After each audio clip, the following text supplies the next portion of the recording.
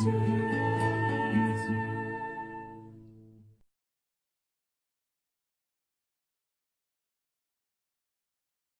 vous rappelez que dans le songe de Nebuchadnezzar, il voyait l'un de ceux qui veillent et qui sont saints descendre et dire « abattez l'arbre ».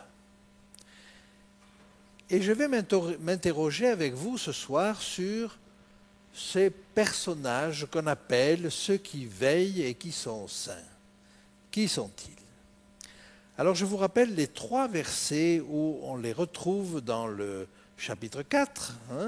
D'abord au verset 13, « Dans les visions de mon esprit que j'avais sur ma couche, je regardais, et voici un de ceux qui veillent et qui sont saints descendit des cieux. » Je vous rappelle qu'il peut y avoir 3 versets d'écart avec certaines versions qui commencent 3 versets plus tard. Voilà.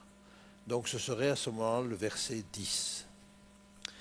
Deuxième verset, « Cette sentence est un décret de ceux qui veillent, une résolution et un ordre des saints, afin que les vivants sachent que le Très-Haut domine sur le règne des hommes, qu'il le donne à qui il lui plaît, et qu'il y élève le plus vil des hommes. » Et troisième verset, c'est Daniel qui reprend la description et qui dit « Le roi a vu l'un de ceux qui veillent et qui sont saints descendre des cieux et dire « Abattez l'arbre et détruisez-le, mais laissez en terre le tronc où se trouvent les racines, et liez-le avec des chaînes de fer et d'airain parmi l'herbe des champs, qu'il soit trempé de la rosée du ciel, et que son partage soit avec les bêtes des champs, jusqu'à ce que 7 ans soient passés sur lui. » Donc la question que nous nous posons, c'est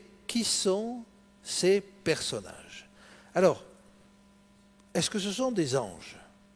Ce serait une bien curieuse manière de les désigner, d'autant que les anges sont connus par ailleurs. Je vous rappelle que Nebuchadnezzar lui-même connaissait les anges. Je vous rappelle au chapitre 3, dans l'épisode de la fournaise ardente, qu'il dit, après la parole, « Béni soit le Dieu de Shadrach, de Meshach et d'Abednego, lequel a envoyé son ange et délivré ses serviteurs qui ont eu confiance en lui et qui ont violé l'ordre du roi et livré leur corps plutôt que de servir et d'adorer un autre Dieu que leur Dieu. » Donc les anges sont connus. Daniel aussi en parle. Et il en parle à Darius le Mède. « Mon Dieu a envoyé son ange qui a fermé la gueule des lions. » Daniel en parle aussi sans les nommer anges dans la scène d'ouverture du jugement au chapitre 7 que nous étudierons bientôt et au verset 10. 1000 milliers le servaient et 10 000 millions dans certaines versions, est-il dit, se tenaient en sa présence. En réalité, des myriades de myriades se tenaient en sa présence. Donc les anges sont connus dans le livre de Daniel. Alors il ne s'agit probablement pas de cela. Le deuxième aspect que j'aimerais souligner devant vous, c'est que si Nebuchadnezzar a bien compris que cet ordre de couper l'arbre venait de l'un de ceux qui sont saints, de ceux qui veillent et qui sont saints, si Daniel l'a repris dans l'énoncé du rêve, par contre, dans l'interprétation qu'il fait, il ne parle pas de cela. Et il va dire, voici l'explication au roi, voici le décret du Très-Haut. Il ne dit pas le décret d'un de ceux qui veillent et qui sont saints, le décret du Très-Haut qui s'accomplira sur mon Seigneur le roi. Il est probable que Daniel n'a pas complètement compris cela. Ce qu'il dit n'est pas faux, parce que ce décret, c'est quand même un décret du Très-Haut. Mais vous voyez, il y a là une nuance qui mérite d'être soulignée. Alors partons à l'identification de ces personnages. Est-ce qu'il y a d'autres personnages dans le livre de Daniel qui sont appelés saints? Eh bien oui, vous avez au chapitre 8 et au verset 13 le texte suivant. « J'entendis parler un saint, et un autre saint dit à celui qui parlait, pendant combien de temps s'accomplira la vision sur le sacrifice perpétuel et sur le péché dévastateur, jusqu'à quand le sanctuaire et l'armée seront-ils foulés ?» Et vous voyez donc qu'il y a un personnage qu'on appelle un saint, qui interroge un autre personnage qu'on appelle un saint aussi, et qui l'interroge sur la fin de ces choses. Quelle sera la fin de ces choses? Retenez cela parce que ça va nous servir de, de fil d'Ariane dans le texte biblique. Je poursuis mon investigation. D'autres personnages font la même chose que ce saint qui pose une question à un porte-parole.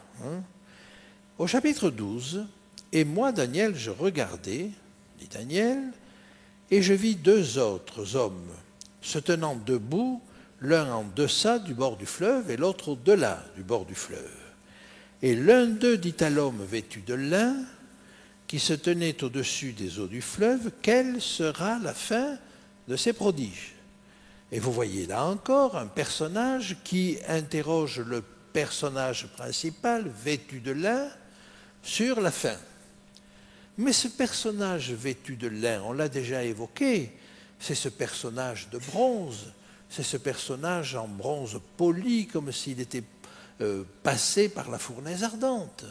C'est le personnage à l'écritoire, et ainsi de suite. Donc, si vous voulez, ce personnage, on le connaît, il s'appelle Michael, il n'est autre que Jésus. Ce qui nous permet de penser que le personnage du chapitre 8 auquel un saint s'adresse n'est autre que Jésus-Christ lui-même, cet autre saint. Alors j'aurai l'occasion de développer cela quand nous parlerons du chapitre 8. Mais vous voyez, il y a des personnages qui interrogent Christ, qui interrogent Michael, et qui cherchent à savoir comment va se passer la fin. Eh bien, dans l'Apocalypse, nous avons également des personnages qui font exactement la même chose. Et j'aimerais vous inviter à regarder au chapitre 11 ce que font les 24 anciens, les 24 vieillards. Nous sommes là à la 7e trompette. Et les 24 vieillards qui étaient assis devant Dieu sur leur trône se prosternèrent sur leur face et ils adorèrent Dieu. Ce ne sont donc pas des personnages qui usurpent le pouvoir de Dieu. On se tromperait de penser cela. Et ils vont dire, les nations se sont irritées, ta colère est venue, et le temps est venu de juger les morts, de récompenser tes serviteurs, les prophètes, les saints et ceux qui craignent ton nom, les petits et les grands, et de détruire ceux qui détruisent la terre.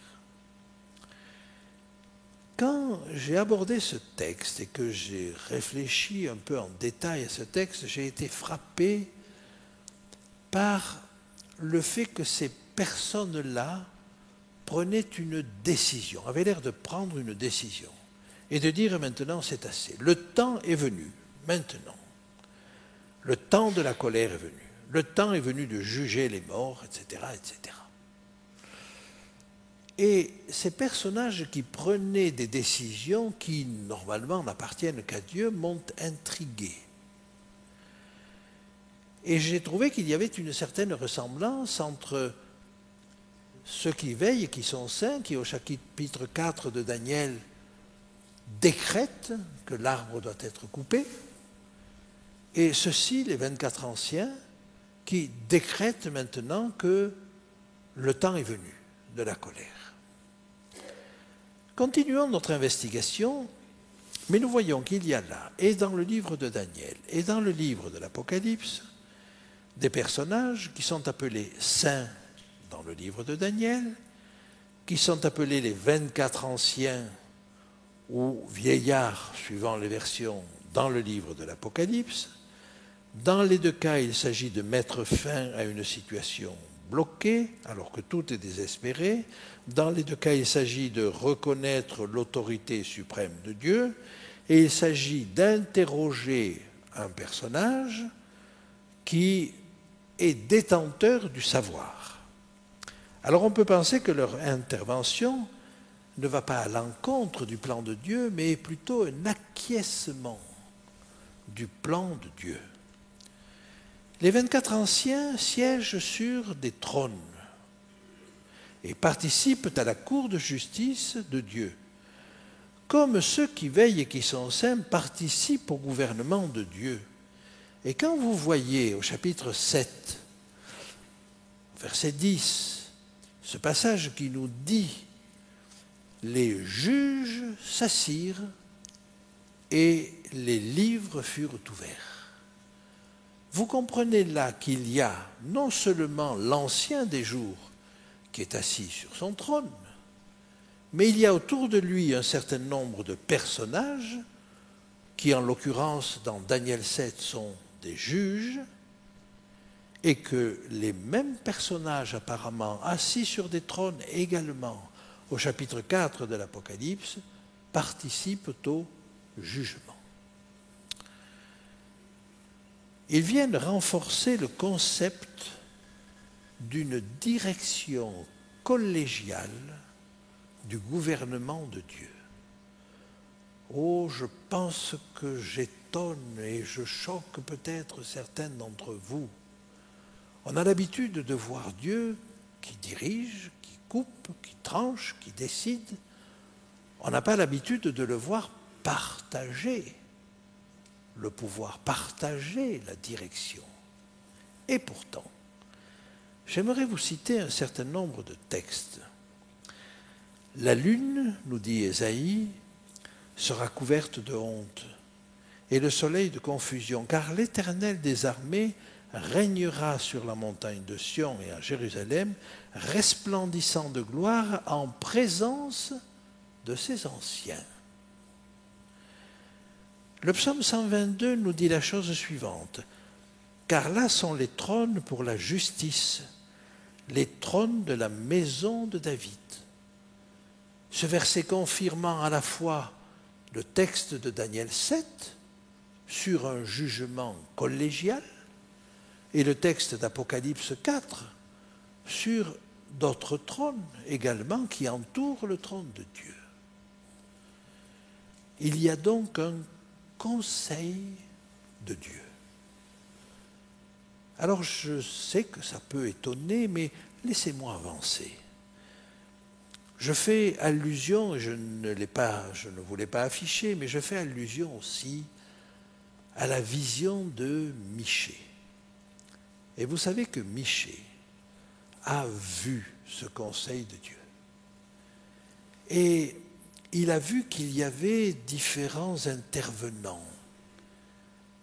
Et il s'agissait de séduire le roi pour l'entraîner dans une direction qui n'était pas bonne pour lui, mais que Dieu permettait. Alors c'est un texte un peu étonnant, mais il a vu là de mauvais esprits intervenir en disant « nous séduirons le roi ». Et donc la chose se passait comme un conseil. C'est le texte peut-être le plus explicite, mais il y en a d'autres également.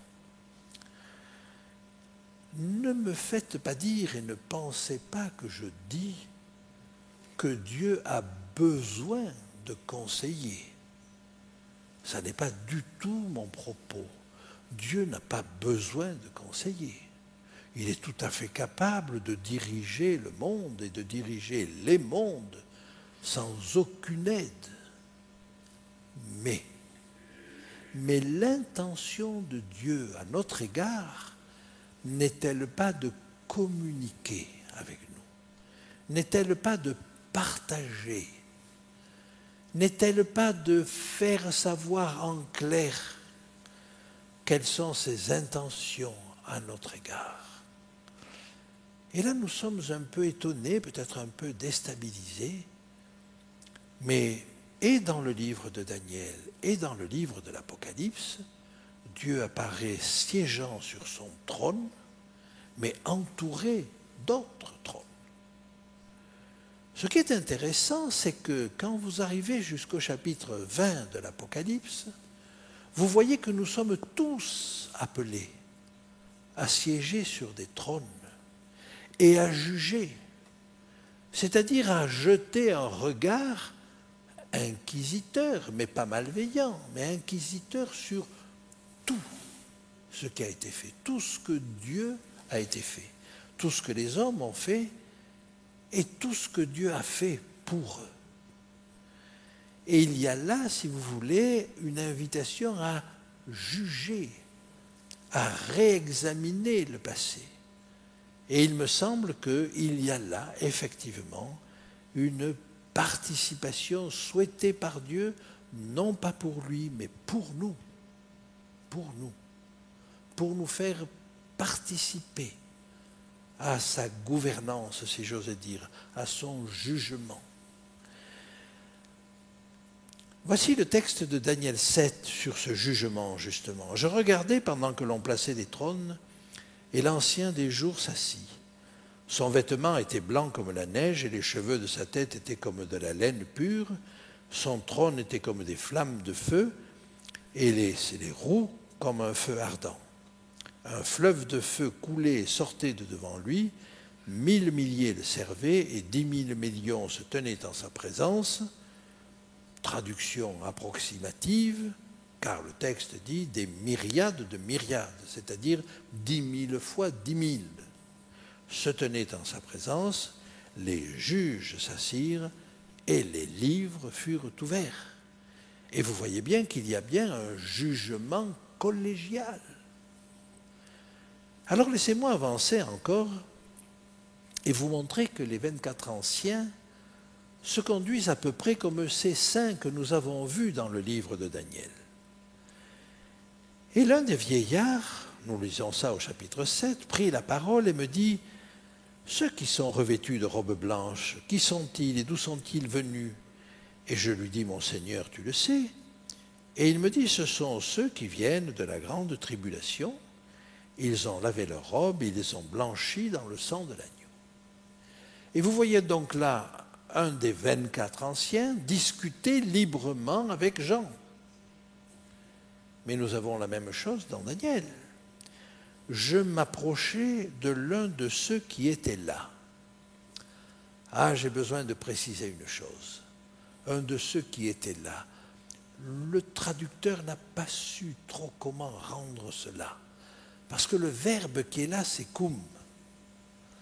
Et ce verbe koum signifie se lever.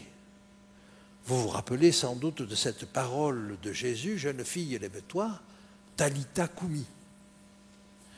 Vous vous rappelez peut-être de cet ordre de Dieu à Job, « Lève-toi, va à Ninive, koum ». C'est le même mot.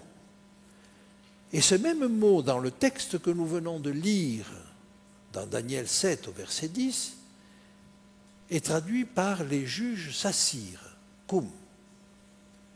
Ah, alors vous allez me dire, oui, un verbe qui peut se traduire par se lever ou s'asseoir, c'est quand même un verbe un peu curieux et sans doute que le traducteur ici a traduit par un de ceux qui étaient là. Sauf que le verbe koum traduit le fait de se mettre en situation d'action. Et pour le prophète qui devait aller à Ninive, pour Jonas, se mettre en situation d'aller à Ninive, c'était de se lever. Et donc il lui dit, koum, lève-toi, mets-toi en situation d'aller à Ninive. Mais quand il s'agit de juges, à quoi consiste le fait de se mettre en situation de juger? Eh bien, c'est de s'asseoir. Et donc, ils s'assiedent. Et là, ils vont pouvoir commencer à travailler. Est-ce que vous voyez le lien qu'il y a entre ces différentes choses et comment le contexte va nous faire traduire par se lever ou s'asseoir? Et alors quand on est quelques versets plus loin et qu'il est dit « je m'approchais de l'un de ceux qui étaient là », c'est le verbe « koum ». Si on fait le lien avec les quelques versets avant, je m'approchais de l'un de ceux qui étaient assis. C'est-à-dire qu'il s'approche de l'un des juges. Et de la même manière que Jean va parler avec les 24 anciens, Daniel va parler à l'un des juges. Et vous voyez donc qu'il y a une extraordinaire similitude entre les deux situations. Alors, en résumé, ces personnages, dans Daniel comme dans l'Apocalypse, prennent des décisions qui relèvent apparemment de l'autorité de Dieu, mais en réalité pour conforter l'autorité de Dieu. Ils posent des questions à celui qui détient le savoir, Michael en l'occurrence, ou l'homme vêtu de lin, ou l'homme aux pieds de bronze, c'est le même personnage. Ils parlent librement avec le prophète, que ce soit Daniel ou Jean. Et Daniel ou Jean ne sont pas terrassés par cette discussion, alors qu'ils sont terrassés par la présence de Jésus. Et puis enfin, ils siègent dans le conseil de Dieu et jugent. Par un biais inattendu, nous allons avoir une confirmation de cela à travers le texte des Hébreux. Quand j'ai cherché à explorer qui étaient ces personnages appelés saints, j'ai cherché dans tout le livre de Daniel ce qui était saint. Alors j'ai obtenu une liste, et je vais vous la citer là maintenant. Voilà. Les dieux saints, mais les dieux saints, ce sont des dieux païens, c'est Nebuchadnezzar qui les cite. Les saints du Très-Haut, donc le peuple des saints, un saint qui parlait, qui n'est autre que Jésus, la sainte montagne, la sainte cité, le saint des saints, c'est-à-dire le lieu très saint, l'alliance sainte, ceux qui veillent et qui sont saints, et puis auxquels on pourrait ajouter, sans qu'il soit dit explicitement qu'ils sont saints, l'ancien des jours, qui évidemment est saint, et les myriades d'anges. Bien. Alors, une fois que nous avons cette liste, j'aimerais revenir maintenant vers le texte qui va nous servir de support à la dernière démonstration. Dans l'Épître aux Hébreux, l'auteur dit « Vous ne vous êtes pas approchés d'une montagne qu'on pouvait toucher et qui était embrasée par le feu, ni de la nuée, ni des ténèbres, ni de la tempête, ni du retentissement de la trompette, ni du bruit des paroles, tels que ceux qui l'entendirent demandèrent qu'il ne leur fût plus adressé aucune de plus, car ils ne supportaient pas cette déclaration. Si même une bête touche la montagne, elle sera lapidée. Et ce spectacle était si terrifiant que Moïse dit « Je suis épouvanté et tout tremblant ». Il s'agit là, à l'évidence, d'une allusion au mont Sinaï, au moment où Dieu est descendu sur le mont Sinaï. Mais le texte d'Hébreux continue. « Mais vous vous êtes approchés d'eux ». Et là, vous avez toute une énumération de la montagne d'Ission, de la cité du Dieu vivant, la Jérusalem céleste, des myriades qui forment le cœur des anges, de l'assemblée des premiers-nés inscrits dans les cieux, du juge qui est le Dieu de tous, des esprits des justes parvenus à la perfection, de Jésus qui est le médiateur de la nouvelle alliance, et du sang de l'aspersion qui parle mieux que celui d'Abel. Cette liste-là, les rabbins de l'époque en faisaient beaucoup.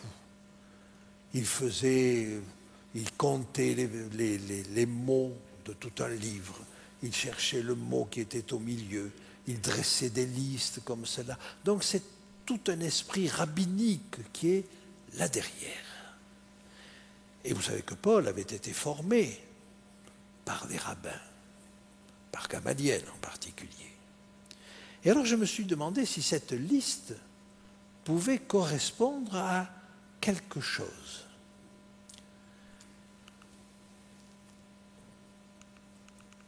Et j'ai mis en face l'une de l'autre les deux listes. La liste de tout ce qui est saint dans le livre de Daniel et la liste d'Hébreux 12. Et alors regardez, la montagne sainte. Vous vous êtes approchés de la montagne de Sion, de la cité du Dieu vivant, la cité sainte, des myriades d'anges, les myriades d'anges, vous les avez dans Daniel, de l'assemblée des premiers-nés inscrits dans les cieux, le peuple des saints du Très-Haut, le juge et Dieu de tous, Dieu présenté comme un juge, ça c'est un spectacle, si vous voulez, qui est réservé à Daniel, plus spécifique à Daniel, l'ancien des jours. Et puis Jésus, le médiateur, le saint qui parlait, la nouvelle alliance, l'alliance sainte, le sang de l'aspersion. Où est-ce qu'on aspergeait le sang? Sur le rideau de séparation entre le lieu saint et le lieu très saint. Allusion au Saint des saints. Et de toute cette liste, il reste un élément, ceux qui veillent et qui sont saints. Et le dernier élément de la liste d'Hébreux 12, c'est des esprits des justes parvenus à la perfection. Et il me semble que celui qui a écrit l'épître aux Hébreux, quand il a écrit ce chapitre 12, avait en tête la liste de ce qui est saint dans le livre de Daniel. J'ai essayé de voir si les listes pouvaient correspondre en prenant le livre d'Ésaïe. Ça ne marche pas. Le livre de Jérémie, ça ne marche pas. L'ensemble des psaumes, ça ne marche pas. Il n'y a qu'avec le livre de Daniel que ça marche. Mais alors, ça veut dire que ceux qui sont désignés par ceux qui veillent et qui sont saints ne sont autres que les esprits des justes parvenus à la perfection. Alors cela nous indique d'abord que la sainteté est possible. Mais vous savez qu'il y a un certain nombre de personnages qui ont été éveillés, qui ont été réveillés par Dieu et qui font partie de ce collège, qui sont sur des trônes et qui accompagnent Dieu. Et alors les plus connus, vous les savez, c'est Enoch qui est ressuscité. C'est Moïse, c'est Élie. Alors Moïse est passé par la mort, mais Élie et Enoch ne sont pas passés par la mort. Et ce sont ceux-là qui sont désignés par ceux qui veillent. Et le mot évoque le fait qu'ils sont éveillés, le fait qu'ils sont vivants. C'est cela que ça veut dire. Et vous voyez que ce texte-là, ce texte de Daniel est en train de nous dire qu'il y a un collège de personnes que Dieu a ressuscité avant les autres comme des prémices et qui nous sont connus plus spécifiquement dans le livre de l'Apocalypse comme les 24 anciens, ceux qui en Israël dirigeaient la cité et se réunissaient à la porte de la ville. Comme là, les 24 anciens se réunissaient à la porte du ciel. Et je crois effectivement que ces personnages-là sont importants. Ils sont importants parce qu'ils nous montrent que Dieu veut diriger de manière collégiale. Il veut nous faire participer autant que possible à ces décisions. Il veut nous expliquer. Il veut agir en toute transparence. Il ne veut pas qu'il y ait rien de caché. Je vous rappelle ce texte du début du livre d'Ésaïe, cette parabole de la vigne du bien-aimé. Soyez juges entre moi et ma vigne. Dieu a envie qu'on regarde à lui et qu'il soit à la fin innocenté. Les exemples, je vous les ai donnés. Maintenant, j'aimerais terminer par une dernière pensée. Nebuchadnezzar a bien observé que ça n'était pas un décret du Tout-Puissant, que c'était un décret de ceux qui veillent et qui sont saints. Il a été suffisamment explicite pour que Daniel reprenne l'idée. Mais Nebuchadnezzar, est un gouvernant. Et à travers cela, il a compris comment Dieu gouvernait. Et il me plaît à penser que Nebuchadnezzar, en tant que dirigeant, a compris qu'il y avait là quelque chose, un enseignement que Dieu voulait lui donner. Et vous vous rappelez, quand la raison lui est revenue, il n'a pas repris les rênes du pouvoir. Il a attendu que ses conseillers le redemandent. Parce qu'il a vu, à mon sens, comment Dieu agissait. Comment Dieu, malgré sa toute-puissance qu'il reconnaît sans aucune réserve, souhaitait faire partager, même à ses créatures. Eh bien, cela nous donne encore un autre aspect de Dieu. Et un autre aspect que Nebuchadnezzar a découvert, qu'il a compris, peut-être mieux que Daniel, et qu'il a appliqué tout de suite dans sa vie. Que Dieu nous aide à être aussi perspicaces dans la compréhension de ce que Dieu veut faire pour chacun d'entre nous. Merci de votre attention.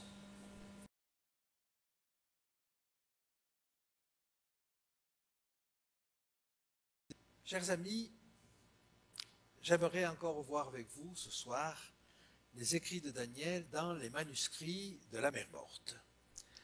Alors, il y a dans les manuscrits de la mer Morte qui ont été trouvés, vous le savez, en 1947, dans des grottes situées dans le désert de Juda, donc pas très très loin de la mer Morte, à Qumran.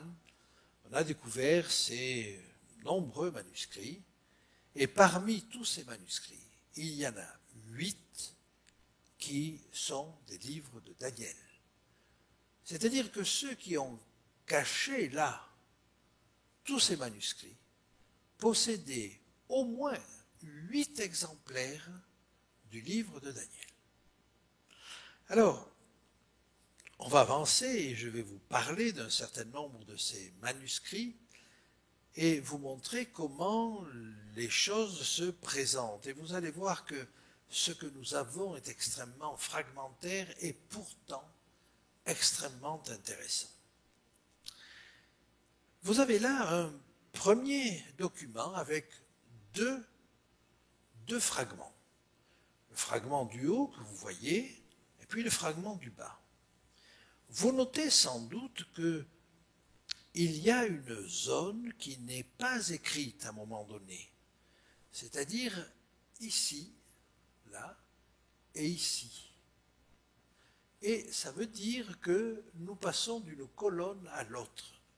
Le texte était écrit, bien sûr, de droite à gauche, de haut en bas, et quand on avait fini sur la hauteur du parchemin, on repartait sur la colonne suivante. Donc le texte s'écrivait comme ceci, là, là, là, là, là, et puis quand on avait fini, hop, on repartait là, et ainsi de suite. Donc vous voyez là dans ce fragment qu'il manque beaucoup de texte. Alors je vous ai marqué le début du texte, et à travers ces quelques mots, il faut reconnaître que c'est le livre de Daniel, donc qui va du chapitre 10, verset 5, au chapitre 11, verset 12. Mais vous voyez que le texte n'est pas complet.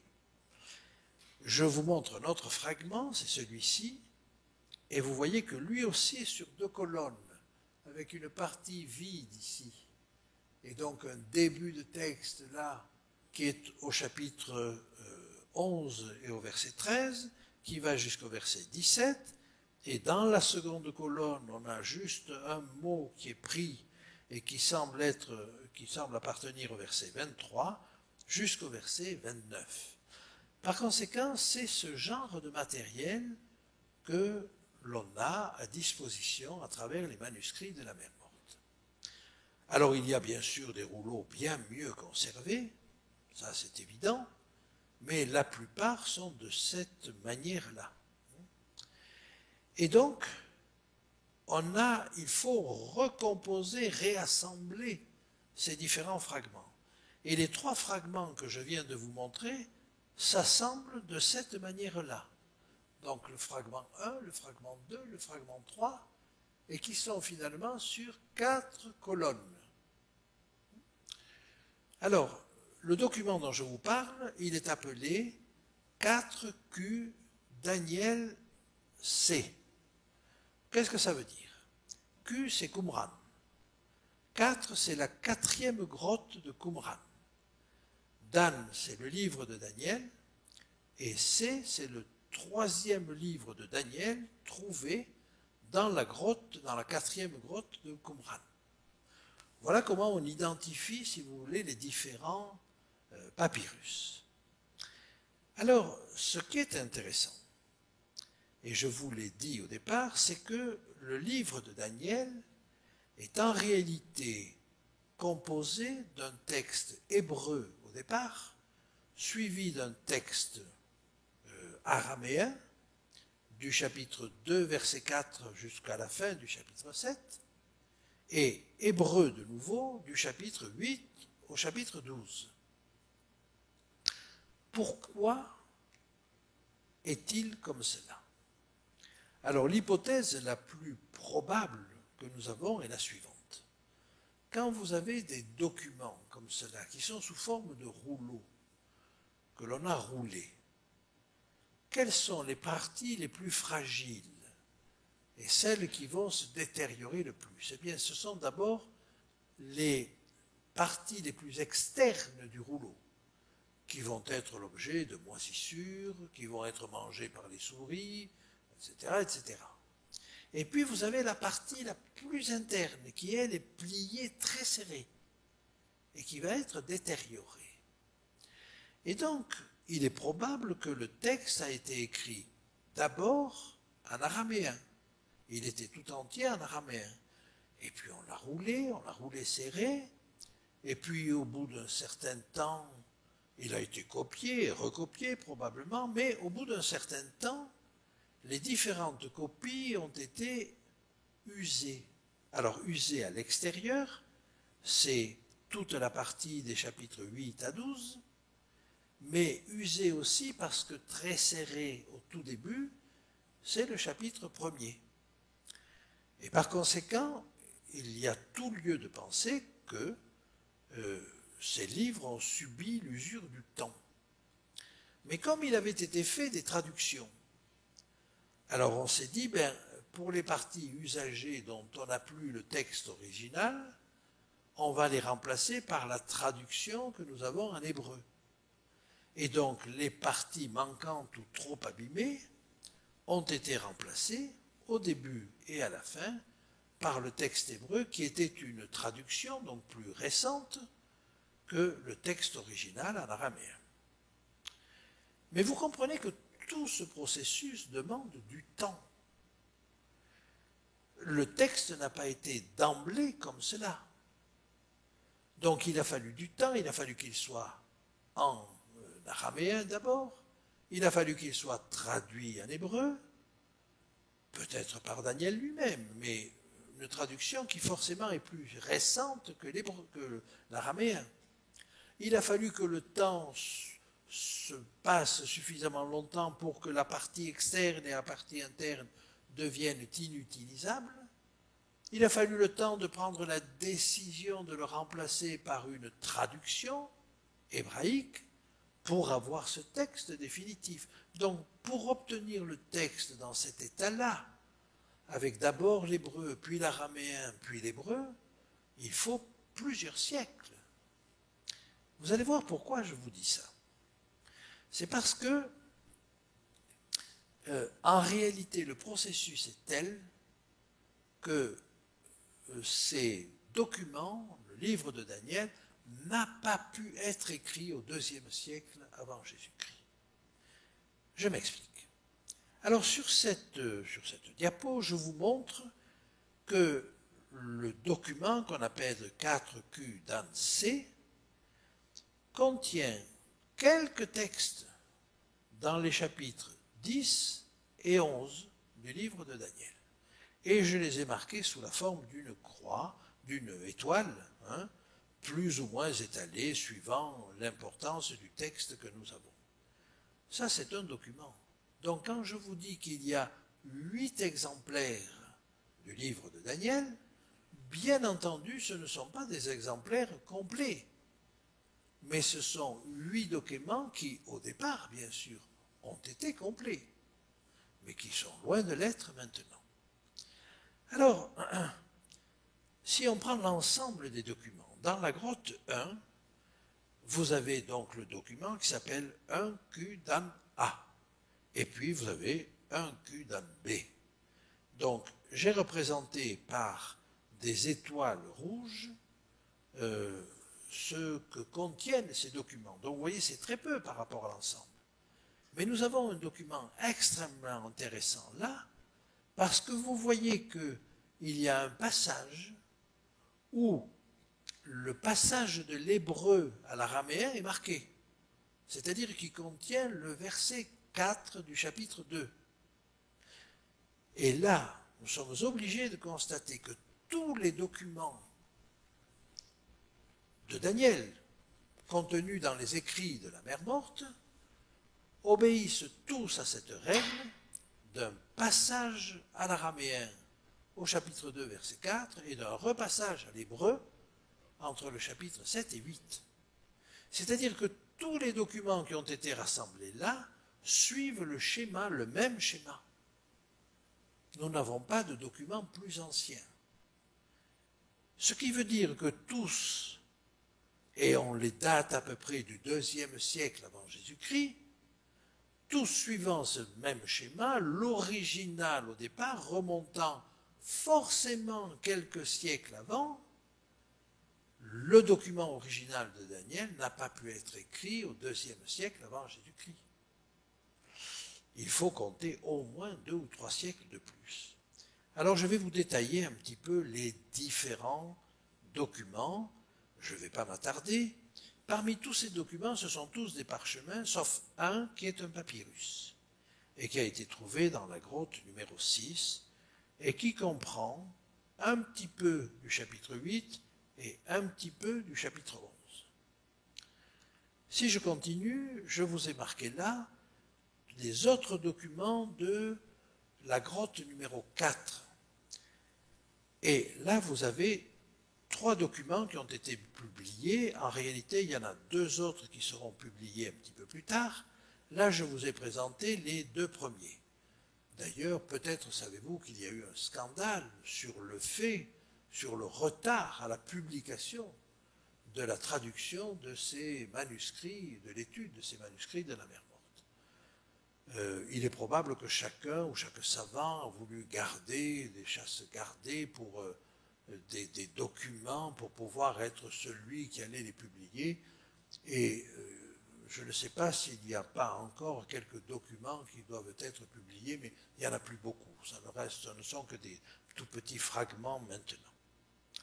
Donc vous voyez, vous avez pratiquement tous les chapitres qui sont représentés là, sauf peut-être le chapitre 3, mais on a des éléments par ailleurs, le chapitre 9, et puis le chapitre 12. Et maintenant, je complète la chose avec les derniers éléments de la grotte numéro 4, le document D, et vous voyez que lui contient des éléments du chapitre 3, du chapitre 4, du chapitre 7, tout en araméen. Et puis il reste un dernier document, le document E. Alors vous allez voir, ce document E, il occupe, alors je vous ai marqué là, excusez-moi, l'ensemble de ce qui est donné, et vous voyez qu'il n'y a aucun document qui contienne du chapitre 12. Pourquoi? Parce que ce chapitre 12, c'est la partie la plus externe, la plus exposée, aux moisissures, aux souris et autres, et aucun n'a résisté. Par contre, dans d'autres documents qui ne sont pas des documents bibliques, qui sont des commentaires, ces commentaires parlent du chapitre 12. Donc on sait qu'il y était, ce chapitre 12, mais qu'il a été mangé par le temps.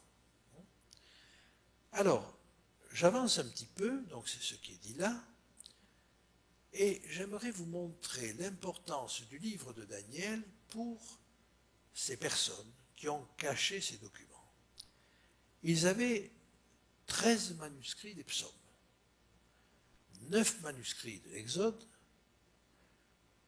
8 manuscrits du Deutéronome, 5 manuscrits du Lévitique, 4 manuscrits de la Genèse et d'Ésaïe, et 8 manuscrits de Daniel. Et vous voyez donc que ces 8 manuscrits de Daniel placent le livre de Daniel vraiment au tout premier rang des livres qui étaient étudiés et qui étaient considérés par cette communauté. Avant d'aller plus loin, je ne vous ai pas parlé, et je le regrette, mais c'est vrai que je ne le vois pas ici, du document E. Le document E de la grotte 4 est assez particulier parce que nous n'avons de lui que 5 petits fragments. Et aucun de ces fragments ne contient plus d'un mot entier. C'est-à-dire que c'est très très peu de choses. Mais il est très important. Il est très important parce que la forme de l'écriture est une forme qui remonte au début du IIe siècle avant Jésus-Christ et probablement même au IIIe siècle avant Jésus-Christ. C'est-à-dire que s'il pouvait être démontré que ce document est aussi ancien que cela, on aurait là des pièces prouvant que le livre de Daniel n'a pas pu être écrit au IIe siècle avant Jésus-Christ, comme on le prétend, comme le prétendent la plupart des commentateurs. Sans ajouter, bien sûr, cette idée supplémentaire, ce concept supplémentaire, qu'il a fallu plusieurs siècles pour arriver à une composition telle qu'elle est là, sous nos yeux. Alors, ce document-là est tel que les spécialistes en sont venus à penser, parce qu'ils sont figés sur l'idée que le document a été écrit au IIe siècle avant Jésus-Christ, eh bien, ils en viennent à dire qu'en réalité, celui qui a écrit ce document a imité une écriture plus ancienne pour faire croire qu'il était ancien. Quand on arrive à de tels arguments, bien entendu, voilà, on ne peut pas suivre. Mais vous voyez, quand on veut tuer son chien, on l'accuse de la rage. Quand on veut refuser à tout prix que ce texte de Daniel soit authentique, on est prêt à tout. Alors j'avance encore un petit peu et j'aimerais maintenant vous montrer, voilà, ça c'est ce que je vous ai dit. Aucun de ces documents ne contient les ajouts faits au livre de Daniel, et vous savez que le livre de Daniel contient des parties apocryphes, comme la prière d'Azaria, c'est-à-dire la prière des 3 jeunes Hébreux quand ils ont été délivrés de la fournaise ardente.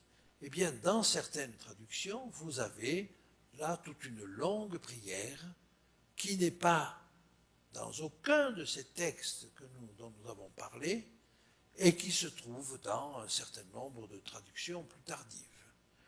De même que Suzanne ou Belle et le Dragon, qui sont des ajouts postérieurs au livre de Daniel. Et si un jour vous avez l'occasion de les lire, vous vous rendrez compte que c'est d'une teneur tellement différente, tellement peu inspirée par rapport au livre de Daniel, que même à vos yeux, il sera évident que ça ne fait pas partie du livre de Daniel. Je n'ai pas pu moi-même aller jusqu'au bout de cette lecture. Je l'ai commencé, je ne l'ai pas fini. Ça n'est pas du tout de la même veine.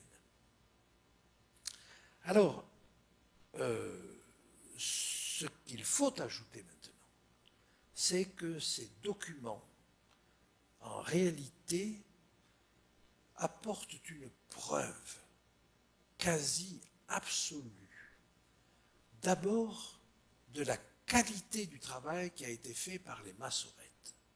Les massorètes étaient des scribes juifs qui ont rassemblé tous les documents qu'ils pouvaient avoir de la Bible et qui en ont fait la synthèse, c'est-à-dire qu'ils ont minutieusement cherché dans toutes les variantes qui se présentaient ce qui était le plus probable. Et ils ont fait un texte avec malheureusement l'idée, qui n'était pas bonne de ce côté-là, de détruire tout ce qui n'était pas selon leur texte. Or, parfois, dans ce qu'ils ont détruit, il pouvait y avoir des choses intéressantes. Mais ils ont fait un travail tout à fait remarquable. Et le travail des massorètes s'est terminé à peu près au Xe siècle de notre ère. Ce qui veut dire que, tout d'un coup, on va trouver des manuscrits qui sont plus de 1000 ans antérieurs au travail des massorètes. Évidemment, on s'est jeté là-dessus, même sur les quelques éléments dont nous disposions, pour savoir si les massorètes avaient fait un bon travail. Eh bien, ils ont fait un bon travail. Ils ont fait un très bon travail. Et donc, il y a peu de différence entre le texte des massorètes et le texte des manuscrits de la Mère Morte. Je ne vous dis pas qu'il n'y a pas de différence, mais vraiment, c'est des nuances. Donc, si quelque chose peut être tiré de l'enseignement de ces manuscrits, c'est pour nous dire que le texte nous a été remarquablement conservé. Les autres choses que nous disent ce texte-là, c'est que la forme que nous avons maintenant, avec d'abord de l'hébreu, puis de l'araméen, puis de l'hébreu, est une forme très ancienne. Et comme elle a demandé évidemment longtemps avant d'arriver à cette forme-là, si des documents du IIe siècle, parce que c'est de cet ordre-là, 1er siècle et 2e siècle avant Jésus-Christ, c'est de cette date-là que datent les manuscrits de la Mère Morte, et s'il a fallu plusieurs siècles pour arriver à cette forme, bien évidemment, vous comprenez que le livre de Daniel n'a pas été écrit par un faussaire, par un pseudo-Daniel, du temps d'Antiochus Épiphane ou du temps des Maccabées pour encourager ses contemporains, comme on le dit, mais qu'il a réellement été écrit au VIe siècle avant Jésus-Christ, à la cour de Babylone. Et je vous ai donné jusque-là un certain nombre de détails qui montrent, et je vous en donnerai d'autres, qui montrent que le livre n'a pu être écrit que par quelqu'un qui vivait à la cour de Babylone. Certains détails, certains aspects ont été perdus pendant des siècles, et les historiens grecs, même anciens, même du IVe siècle, comme Hérodote, Xénophon et d'autres encore, nous ont donné un certain nombre de détails sur la cour de Babylone. Eh bien, même ces hommes-là avaient perdu certains détails que nous retrouvons dans le livre de Daniel et qui nous ont été confirmés par l'archéologie. Alors, tout ça pour vous dire que le livre de Daniel est un livre fiable. Oh, je comprends que vous n'avez sans doute pas besoin de cela pour avoir confiance dans le livre de Daniel. Et un argument qui a été cité ici même, c'est le fait que Jésus lui-même cite le livre de Daniel. Et il n'aurait sûrement pas cité un faussaire. Mais je pourrais vous dire aussi que Daniel est cité dans d'autres livres de la Bible.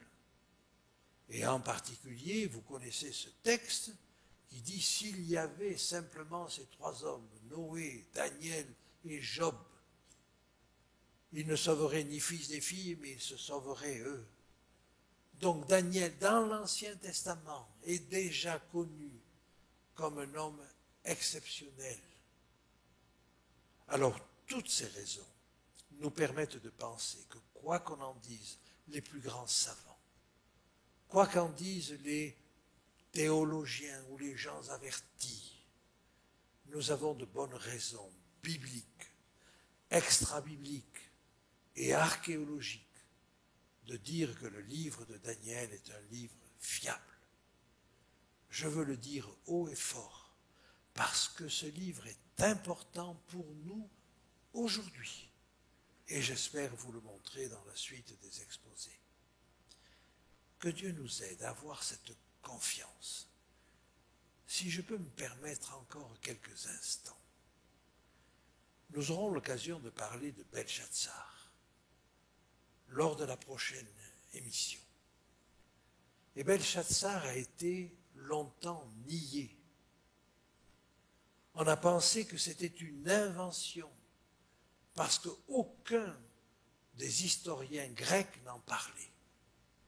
Et il a fallu attendre la fin du XIXe siècle, et je vous donnerai les dates plus précisément, et le XXe siècle, pour trouver des documents qui montraient que Nabonide avait élevé son fils à la corégence et qu'il l'aidait dans son administration pendant que lui-même d'ailleurs était à l'oasis de Théma en Arabie. Et jusque-là, on a douté. Mais je vous dis maintenant, on n'a pas de raison de douter. Et on a l'impression que Dieu laisse les hommes aller loin dans le doute pour pouvoir, à un moment donné, apporter la preuve qu'ils se sont trompés et que ceux qui, malgré tout, avaient gardé leur confiance dans cette parole avaient raison. Que Dieu nous aide à garder cette confiance. Et le livre de Daniel est digne de confiance. Non pas parce que Daniel est digne de confiance, il l'était. Les rois de son temps avaient confiance en lui. Mais parce que c'est Dieu qui y veille. Et Dieu a veillé sur ses écrits et jusque sur les manuscrits de la mer Morte pour nous montrer encore au XXe siècle que la parole de Dieu est un roc. Je vous remercie.